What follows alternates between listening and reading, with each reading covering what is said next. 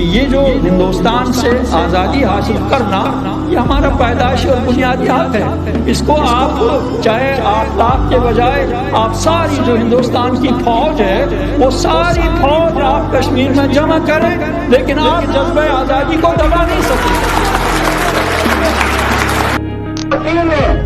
पाकिस्तान के बच्चों ने उसको मुस्तरद कर दिया है और हम पाकिस्तान के हुक्मरानों से भी, सियासी क़यादत से भी और वहाँ के अवाम से भी ये मुतालबा करेंगे कि पाकिस्तान इस्लाम के लिए हासिल किया गया है और उसको इस्लाम के लिए ही इस्तेमाल किया जाना चाहिए।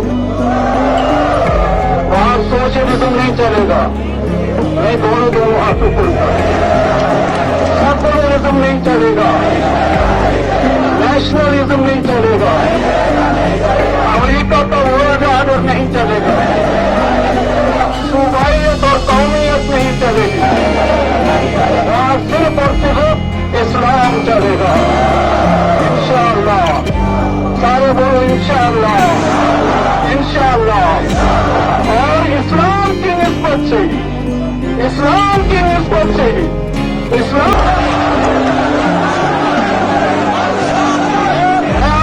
बताओ, विश्वास बताओ, आप अपने हाकिमों को बताओ कि अदालत में तुम कह रहे हो तो भाई गिलानी हाउस अरेस्ट नहीं है, गिलानी पर कोई पाबंदी नहीं है, इसे फ्री मैन, इसे कहो कि झूठ क्यों बोलते हो, हिमालय जितना बड़ा झूठ क्यों बोलते हो। ये हम दिखाना चाहते हैं कि यहाँ जो सिस्टम है उस सिस्टम की बुनियाद झूठ पर है, फेक पर है, ताकत पर है, धोखाबाजी पर है। और ये सिस्टम जो है ये ज्यादा देर तक जिंदा नहीं रह सकता।